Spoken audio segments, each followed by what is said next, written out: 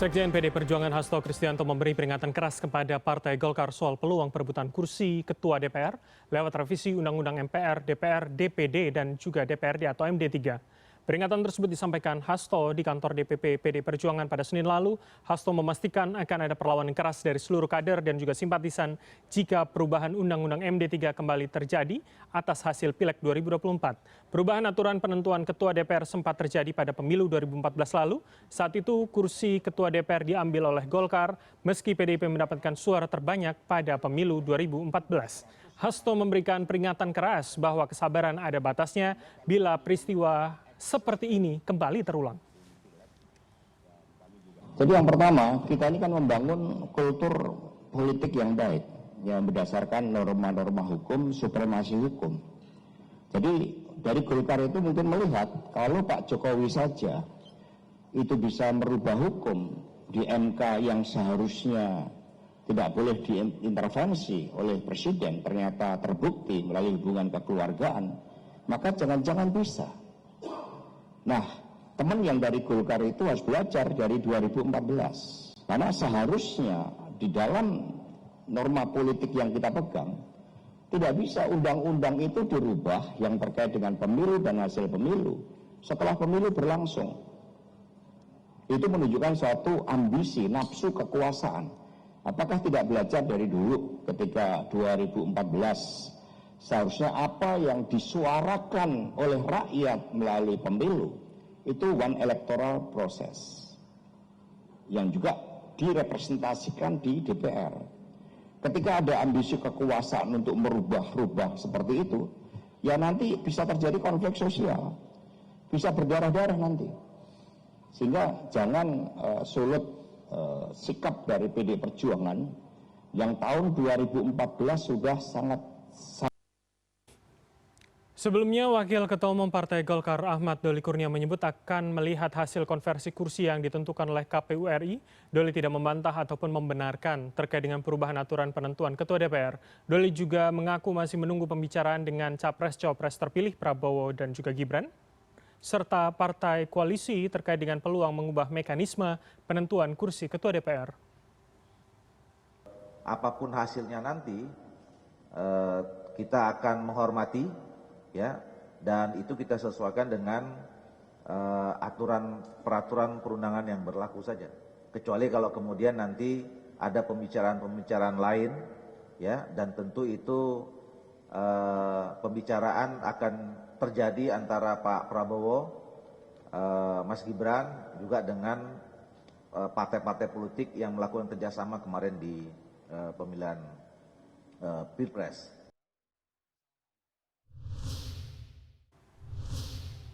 Sekjen PD Perjuangan Hasto Kristianto menyebut kursi Ketua DPR merupakan bentuk kepercayaan rakyat terhadap partai pemenang pemilu.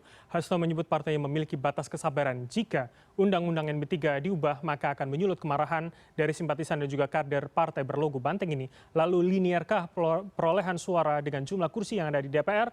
Akankah skema maupun pola 2014 juga akan terulang pada komposisi legislatif pada pemilu 2024 ini? Dan untuk membahasnya sudah bersama kami.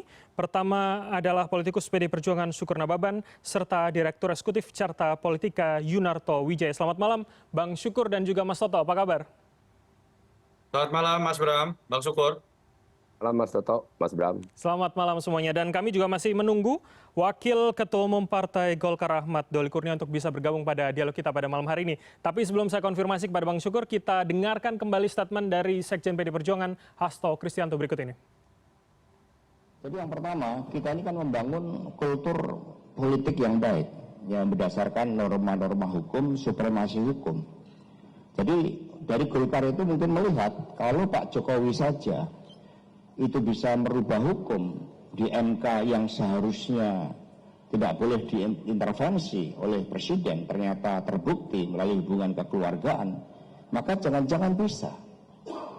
Nah, teman yang dari Golkar itu harus belajar dari 2014. Karena seharusnya di dalam norma politik yang kita pegang, tidak bisa undang-undang itu dirubah yang terkait dengan pemilu dan hasil pemilu setelah pemilu berlangsung. Itu menunjukkan suatu ambisi, nafsu kekuasaan.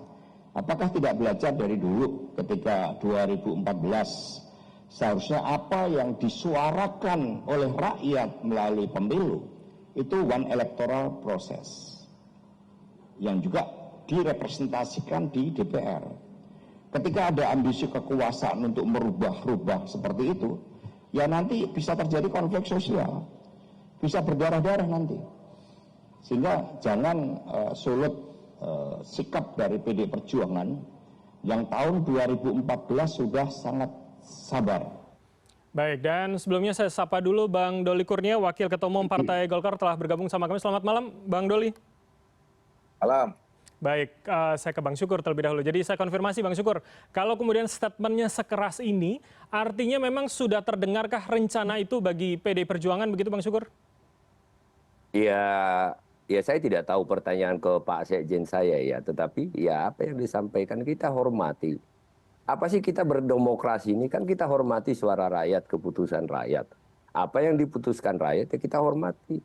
Ya jangan lagi ini kan salah satu sejarah gelap bagi pelaksanaan demokrasi di kita. Ini udah kita selesaikan ini dengan adem, kita hormati keputusan rakyat, kita hormati tata peraturan yang ada di Republik ini, udah jangan macam-macam lagi lah. Baik. Artinya pada saat rakyat menentukan PDI Perjuangan sebagai pemenang, nah tentu kan rakyat ingin PDI Perjuangan memegang kendali di DPR. Ya itu harus dihormati semua orang. Kita jangan membuat hal-hal yang membuat konflik nanti di dalam masyarakat itu sendiri. Tapi apakah statement ini...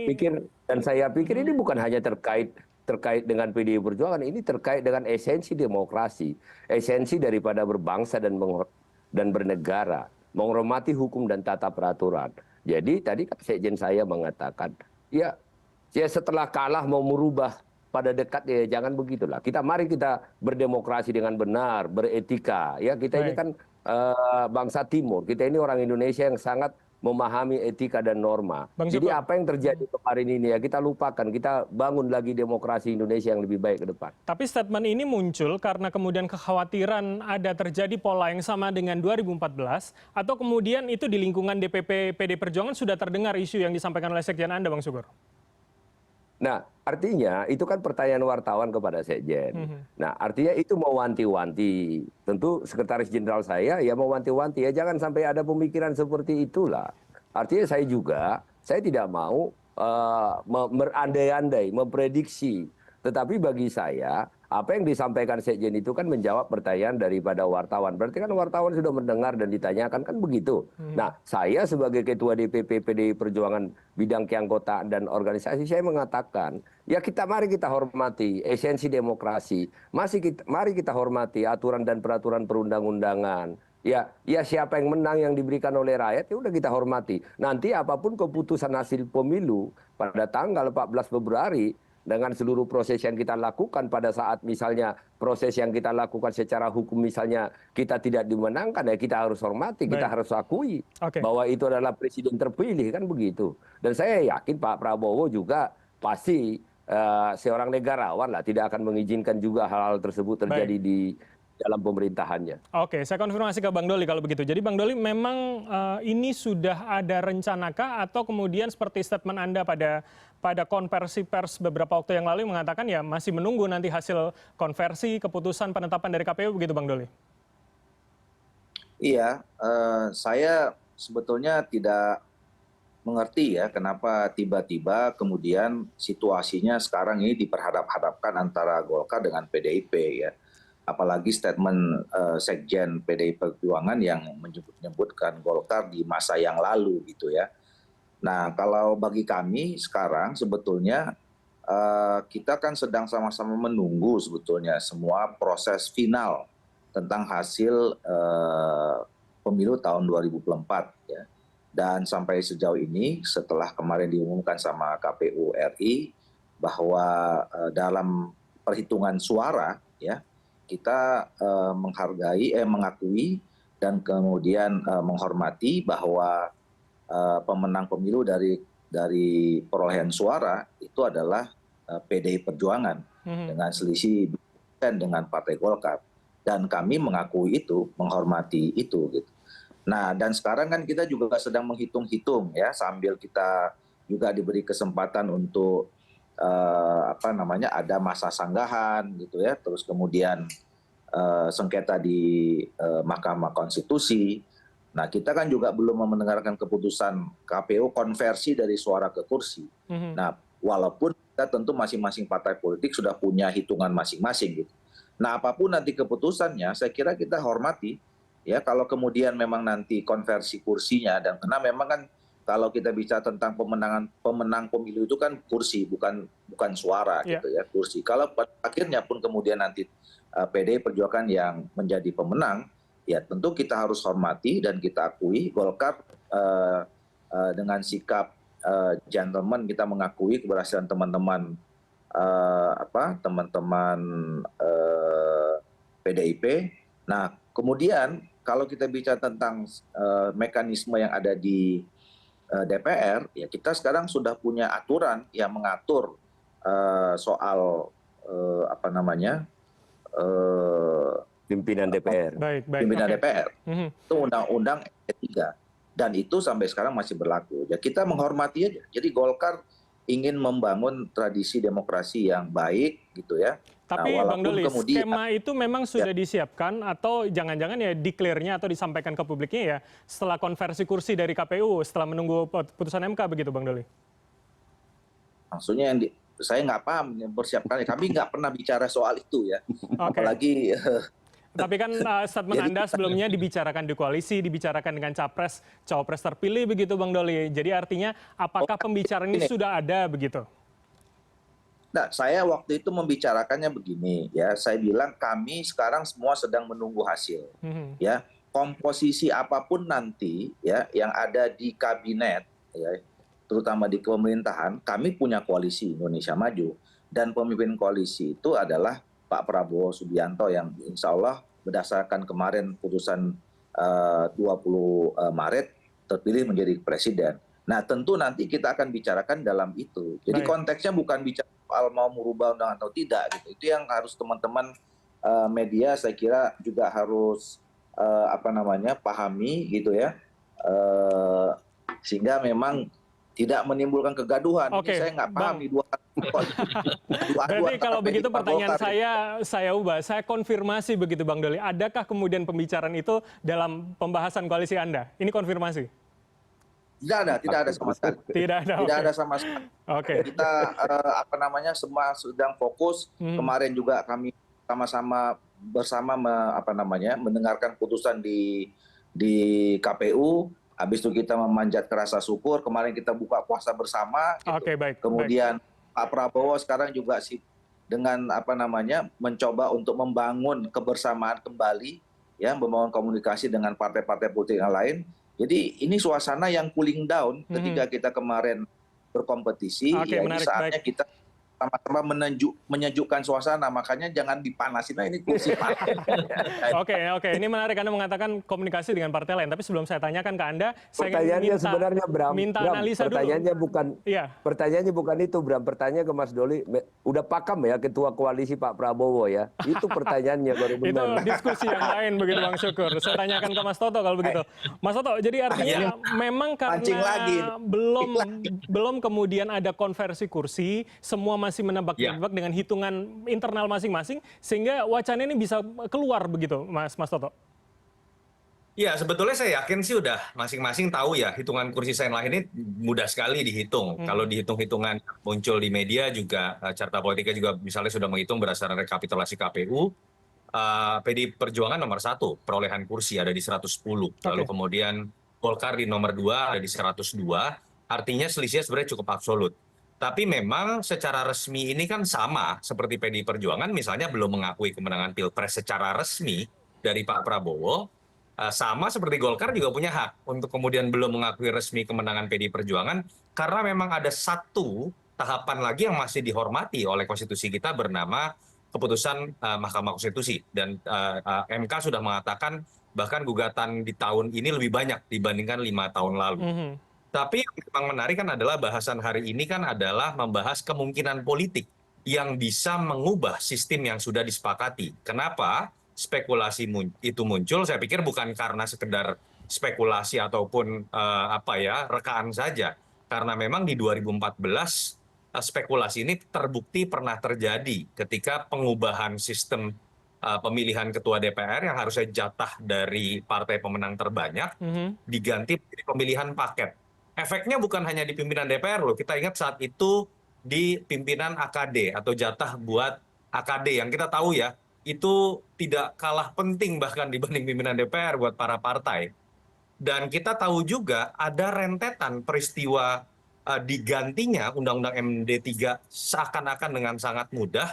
Semuanya itu terkait dengan pembagian kekuasaan. Baik. Kalau kita lihat Desember 2014 diubah lagi supaya bisa menampung koalisinya Pak Jokowi untuk bisa masuk di AKD. Oke, baik. Lalu berubah lagi kemudian menjadi mekanisme yang paling banyak suaranya terakhir untuk bagi-bagi jatah pimpinan MPR. Baik. Poin itu saya yang paling penting, siapapun pemenangnya jangan sampai undang-undang yang sakral ini terkait dengan undang-undang politik termasuk MD3 itu dengan demikian mudah diganti hanya karena merasa kalau saya voting saya menang sehingga pembagian kekuasaan saya bisa dapat jatah lebih banyak. Baik. Itu poin yang paling penting. Mas Toto, menurut berarti saya. pertanyaannya dengan komposisi koalisi yang hari ini, bagaimana kemungkinannya? Siapa yang kemudian bisa mayoritas, bisa kemungkinan merubah kemudian, jika memang diinginkan ini berubah? Tapi jangan langsung dijawab Mas Toto, karena kita akan jeda sejenak. Pemirsa, tetaplah bersama kami di Pilihan Indonesia. Anda masih bersama kami di Pilihan Indonesia dan saya masih dengan 3 orang narasumber, ada Bang Syukur, Bang Doli dan juga Mas Toto. Dan saya akan tanyakan ke Mas Toto, jadi kalau misalkan kami publik menghitungnya melalui koalisi hari ini begitu, 02 versus 1 dan 3. Hitung-hitungan saya paling tidak PDIP, Nasdem, PKB, PKS kalau dikonversi ke hitung-hitungan kursi 300 kursi, ada 51,7 Mas. Tapi kenapa kemudian ada kekhawatiran sampai diungkapkan Sekjen PDIP seperti ini Mas Toto? Iya, karena selalu dalam setiap pemilu, peta yang tadi Mas Bram sebutin, hitung-hitungan angka secara kuantitatif itu dengan demikian mudah akan berubah. Oke. Apakah kita bisa memastikan minggu depan Bang Syukur tidak berkoalisi dengan Bang Doli?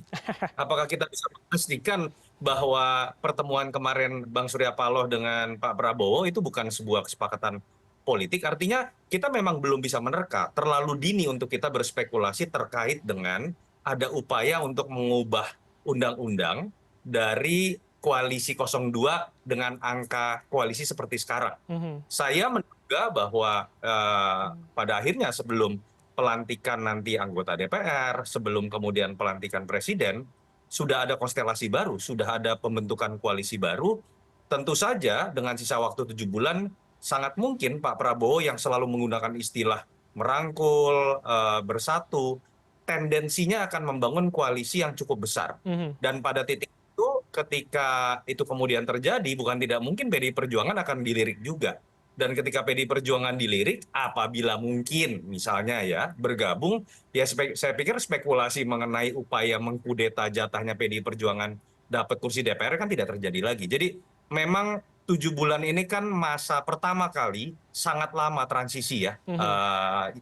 Merasaan seperti ini, spekulasi akan banyak terjadi, tetapi peristiwa politik juga sangat mungkin terjadi. Saya menduga pro dan kontra dan situasi yang ditakutkan oleh teman-teman PDI Perjuangan tadi sepertinya tidak akan terjadi. Oke, baik-baik. Ini kita publik dibiarkan terlalu lama mencoba menghitung-hitung sendiri begitu ya Mas Toto ya. Saya ke Bang Syukur kalau begitu. Bang Syukur, ini merupakan ketakutan kah kemudian ketika angka paling tidak kalau hitung-hitungan kasar 51,7 ada di DPR, itu bisa berkurang dengan pendekatan-pendekatan 7 bulan ini Bang Syukur?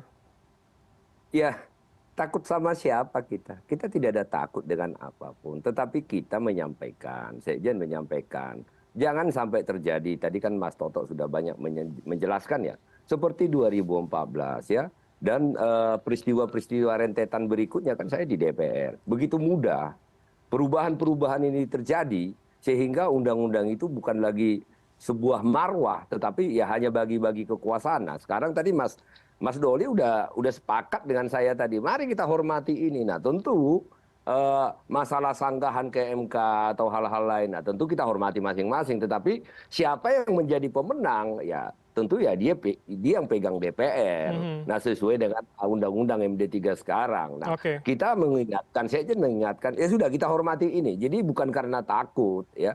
Ini intinya sebenarnya ini kan nggak perlu terlalu kita perbesar. Nah sekarang ini yang harusnya kan ke depan ini yang harus kita diskusikan ini Bram. Nah, apakah ada 2 matahari nanti di Indonesia ini atau 1 matahari, itu sebenarnya yang paling penting. Oke, oke. Itu sepertinya diskusi lain seperti saya katakan tadi, Bang Syukur. Tapi artinya kalau memang tidak khawatir, kenapa harus setajam itu statementnya? Ya, ya kita harus sampaikan.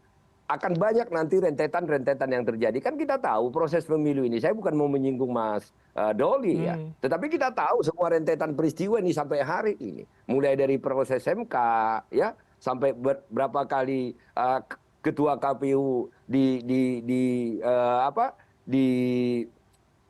diperingati, ya, diperingatkan, dan banyak masalah. Nah, artinya ini tidak baik-baik saja. Jadi jangan kita tambah lagi masalah yang lebih berat lagi. Mari, apapun yang sudah terjadi itu, ini sejarah pahit bagi demokrasi kita. Sekarang waktunya kita saling menghargai, saling menghormati untuk Indonesia yang lebih baik. Apakah nanti kami berada di sana atau tidak berada di sana, nah tentu kan kita harus saling menghormati. Kan? Oke, berarti PDIP juga wait and see begitu ya. Tapi apakah kemudian misalkan kalau Anda mengatakan di sana atau tidak di sana, di sana juga akan bisa menentukan atau merubah keputusan hari ini soal komposisi Ketua DPR ini? Saya pikir tidak ada tadi pembicaraan kita berbicara tentang perubahan komposisi dari Mas Doli, ya, yang disebut sekjen saya tidak ada bicara tentang perubahan komposisi, bicara tentang hal-hal persoalan-persoalan, ada sanggahan dan macam-macam yang belum form, ya itu. Jadi tidak ada kita hari ini berdiskusi, Mas Toto pun tidak ada berdiskusi. Ternyata ya tidak ada persoalan bahwa akan terjadi perubahan Undang-Undang MD3 ke depan. Oke, baik-baik. Saya ke Bang Doli lagi kalau begitu. Jadi Bang Doli, artinya dengan ya bisa dikatakan Pak Prabowo sudah melakukan komunikasi dengan Nasdem kemarin, mungkin 7 bulan ke depan akan banyak berkomunikasi dengan pihak lain. Artinya akan juga harus ada apa rencana merubah itukah ketika memang nanti koalisi besar tercipta begitu, Bang Doli? Nggak ada hubungannya ya. Jadi apa yang dilakukan oleh Pak Prabowo yang membangun komunikasi kemarin dengan Bang Surya, dan saya kira secara informal juga sebetulnya mungkin bisa saja sudah mulai mengkomunikasi dengan partai-partai atau pimpinan partai politik yang lain. Karena Pak Prabowo itu kan selalu yang dibawa narasinya adalah bagaimana membangun Indonesia dengan persatuan dan kesatuan, ya, membutuhkan sinergi, membutuhkan kebersamaan antar elemen bangsa semuanya. Ya. Jadi saya kira apa yang dilakukan itu lebih pada bagaimana kita mengembalikan, ya. Kemarin kita kompetisi dalam demokrasi kita sudah selesai, ya, sudah ada pemenangnya, dan saya kira itu sudah walaupun sekarang masih diberi hak, ya, untuk juga bisa melakukan gugatan dan segala macam, tapi at the end pada akhirnya semuanya kan harus selesai. Ya, pertandingan kemarin harus selesai, dan yang paling penting adalah 5 tahun ke depan kita menatap masa depan pekerjaan yang saya kira masih banyak yang harus kita tuntaskan untuk kepentingan bangsa dan negara kita. Itu konteksnya. Jadi bukan dalam bicarakan soal bagi-bagi, aja sekedar bagi-bagi kekuasaan dan kemudian hanya sekedar nanti membicarakan tentang siapa di mana dan segala macam. Jadi itu jauh dari persoalan yang selama ini dibangun dan dilakukan oleh Bang Doli, Pak. tapi Mas Toto tadi kan mengatakan kalau berkaca di 2014 maka rentetannya akan cukup panjang, bukan hanya kemudian pada komposisi pimpinan DPR saja, tapi sampai bawah itu juga akan mengikuti begitu, Mas Doli? Ya, pada saatnya nanti akan membicarakan itu. Ya, saya kira masih panjang, masih 7 bulan lagi. Ya, tadi benar kata Bung Toto, ya, kita nggak tahu nih, kan ini sekarang dibuat PDIP versus Golkar. Nanti mungkin bisa jadi PDIP dan Golkar, bisa jadi begitu kan, kita nggak tahu. Tapi sejauh ini sudah ada komunikasi artinya TKN dengan PDIP. Saya ke Bang Doli dulu, saya tanyakan dulu. Itu kewenangannya Pak Prabowo. Kalau kemungkinan versus berubah menjadi dan itu kan berarti ada kemungkinan ke sana begitu, Bang Doli? Ya, karena itu tadi, saya kira semua kemungkinan bisa terjadi, dan saya kira Pak Prabowo juga tadi itu menginginkan supaya kita semua bersatu bersama untuk bangun Indonesia ke depan. Oke, baik. Saya ke Bang Syukur lagi begitu. Jadi komunikasi, Bang Syukur, ini lebih spesifik lagi saya ingin tanyakan. Jadi memang sudah terjalinkah atau sedang diupayakan begitu paling tidak seorang Prabowo Subianto, Partai Gerindra kepada PDIP dan juga ketum Anda, Bang Syukur? Iya, intinya begini loh. In prinsip kita bersama dengan pemerintahan yang terpilih, ya, atau kita tidak bersama dengan pemerintahan yang terpilih, kita sama-sama mencintai bangsa ini. Kita sama-sama membangun bangsa ini dengan cara kita sendiri. Nah tentu bukan berarti yang di luar pemerintahan nggak setuju dengan pembangunan bangsa. Jangan juga dipersepsikan seperti itu. Yang di pemerintahan setuju dengan itu mencintai dan ingin membangun bangsa. Nah yang memilih di luar pemerintahan, nah tentu kan karena memiliki cara yang dianggap lebih baik. Sehingga tidak bersama dengan pemerintahan yang ada. Sehingga terjadi nanti check and balance. Jadi tidak setuju-setuju saja, itu kan juga bisa merusak demokrasi, bisa merusak bangsa. Nah, tetapi dari sejarahnya PDI Perjuangan, mulai dari zaman reformasi, ya pindah-pindah kaki rasanya belum pernah ya. Dan saya yakin ini tidak akan terjadi, pindah-pindah kaki ini. Baik. Tetapi yang saya mau sampaikan kepada publik ya, bahwa apapun yang sudah diputuskan PDI Perjuangan, keputusan kami karena sangat mencintai bangsa ini dan kami mengemban amanah rakyat sebagai pemenang pemilu pada tahun 2024. Begitu. Oke, baik. Terakhir saya ke Mas Toto. Jadi kalau dikatakan secara track record begitu tidak ada pindah-pindah kaki, seberapa mungkin itu bisa terjadi dan merubah segala yang ada hari ini 7 bulan ke depan begitu Mas Toto? Iya, menariknya begini, saya tetap percaya bahwa oposisi itu akan menguatkan demokrasi. Jadi jangan juga mengartikan statement Pak Prabowo merangkul bersatu itu semuanya aja sekalian bergabung dalam satu barisan koalisi besar. Pertama, kualitas kabinet akan buruk karena akan lebih baik diisi oleh politik dagang sapi, lalu check and balances juga akan hilang dengan sendirinya. Tapi memang ada yang menarik terkait dengan PDI Perjuangan, ketika bicara mengenai persatuan, merangkul itu dalam konteks rekonsiliasi, kalau mau jujur, apa yang terjadi dalam peristiwa setahun terakhir ini kan nuansa pertarungan politik keras terutama dengan Pak Jokowi ya, itu terjadi dengan PDI Perjuangan. Dan secara ideologi, bahkan track record kebersamaan, sebetulnya yang pernah bareng-bareng itu adalah Pak Prabowo dengan Ibu Mega, baik Baik. sebagai calon ataupun bareng-bareng menjadi oposisi pada saat SBY berkuasa. Jadi memang yang menarik adalah simbol rekonsiliasi dan sebagai sebuah keberhasilan dari Pak Prabowo melakukan rekonsiliasi, itu malah akan terjadi ketika PDI Perjuangan yang masuk, bukan Nasdem, bukan PKS, dan bukan PKB. Oke, jadi sangat cair sekali begitu ya kondisinya dan skema maupun komposisi yang bisa kita bayangkan ke depannya. Terima kasih para narasumber untuk waktu dan juga insight-nya. Tentu kami publik akan terus menunggu. Terima kasih ada Mas Toto, kemudian Bang Syukur dari PDIP, serta Mas Doli Kurnia dari Golkar. Terima kasih, selamat malam, sehat selalu semuanya. Salam senior.